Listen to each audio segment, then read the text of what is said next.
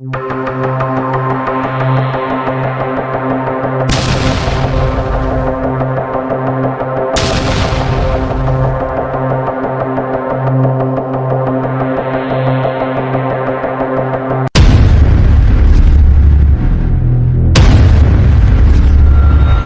वालेकुम नाज़रीन, मैं हूँ आपका होस्ट अबरार नासर। उम्मीद करता हूँ कि आप सब खैरियत से होंगे। नाज़रीन, आज मैं आपके सामने एक ऐसी वीडियो पेश करने जा रहा हूँ जिसे सुनने के बाद बहुत से हक़ाइक़ अफ़शा हो जाएंगे कि किस तरह अमेरिका जैसे सुपर पावर मुल्क अफ़गानिस्तान के आगे घुटने टेकने पर मजबूर हो गया।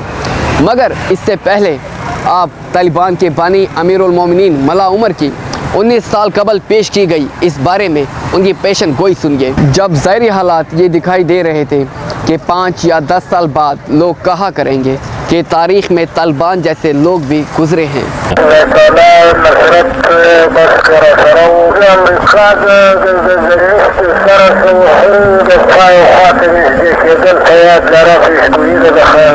जनवरी 1989 में रूस अफ़गानिस्तान से शिकस्त खाक खाकर चला गया तो हिकमत यार और अहमद शाह मसूद के दरमियान हुक्मरानी के लिए जंग शुरू हो गई।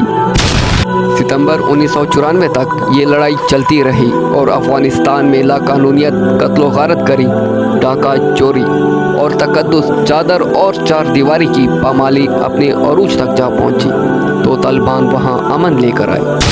अमेरिका को ये हज़म न हुआ तो उसने 11 सितंबर 2001 में 9/11 के वाक़े का ढोंग रचाया, यानी अपनी एक बिल्डिंग को खुद गिराकर सारा इल्ज़ाम तालिबान पर लगाया और पूरे गरूर और तकब्बुर से अफ़गानिस्तान पर जंग मुसल्लत कर दी। अगर आपके ज़हन में सवाल पैदा हो रहा है कि रूस ने अफ़गानिस्तान पर हमला क्यों किया, या अमेरिका से अफ़गानिस्तान की हुकूमत क्यों हज़म ना हुई, या फिर वर्ल्ड ट्रेड सेंटर के वाक़े में क्या वाकई तालिबान इन्वॉल्व थी, तो ये सब और बहुत कुछ मैं आपको आने वाली वीडियोस में बताऊंगा। इस जंग में अमेरिका के साथ 48 इत्तेहादी ममालिक की फ़ौज भी साथ थी। 2004 में काबल में अमेरिका नवाज़ हुकूमत कायम कर दी गई, लेकिन तालिबान का असर रसूख कायम रहा।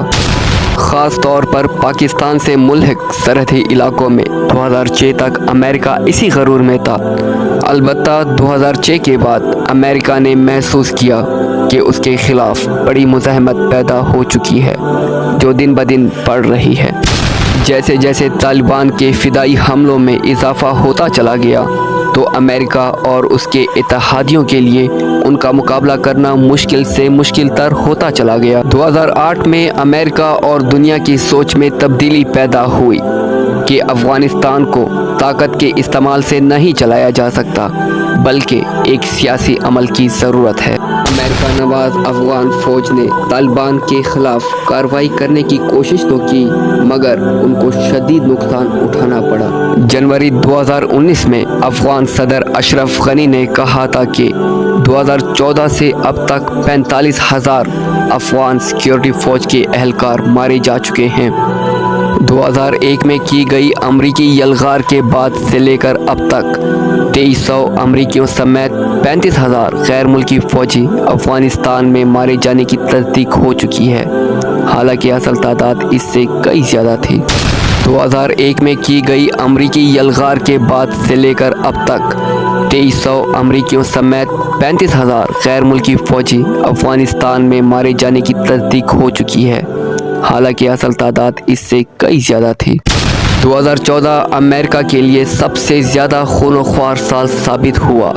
2001 से अब तक अफ़गानिस्तान, पाकिस्तान, इराक और शाम में होने वाली जंगों में अमेरिका तकरीबन $6 ट्रिलियन उड़ा चुका है।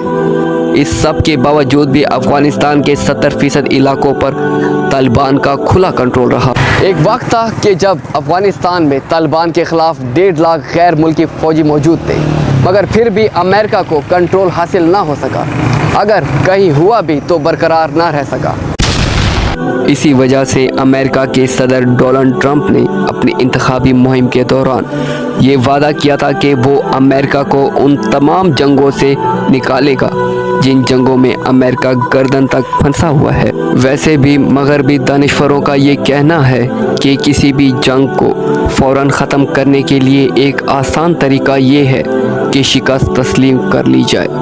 اور امریکہ بھی افغانستان کے آگے گھٹنے ٹیکنے پر مجبور ہو گیا اور افغانستان سے شکست تسلیم کر لی، اور دنیا نے دیکھا کہ امریکہ کو افغانستان سے سوائے ذلت کے کچھ بھی حاصل نہ ہوا۔ پاکستان کے نامور شخصیت شیخ الاسلام مولانا تقی عثمانی صاحب نے اپنے ایک ٹویٹ میں کہا کہ 29 فروری 2020 4 رجب 1441 کا یہ دن دنیا کی تاریخ میں یاد رکھا جائے گا کہ کس طرح افغانستان نے روس کے بعد دوسری بڑی سپر پاور امریکہ اور اس کے 48 خلیفوں کو اپنی قوت ایمانی اور جان نثاری سے گھٹنے ٹیکنے پر مجبور کر دیا، اور یہ ثابت کر دیا کہ انتم الاعلون ان کنتم مومنین، کہ تم ہی غالب رہو گے اگر تم پکے مومن رہے تو۔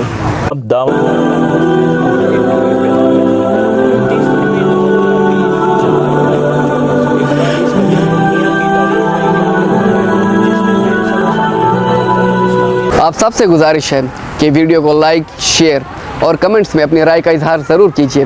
کیمرہ مین سلمان الہی کے ساتھ اپنے ہوسٹ ابرار ناصر کو دیجیے اجازت، ملتے ہیں اگلی ویڈیو میں، اللہ حافظ۔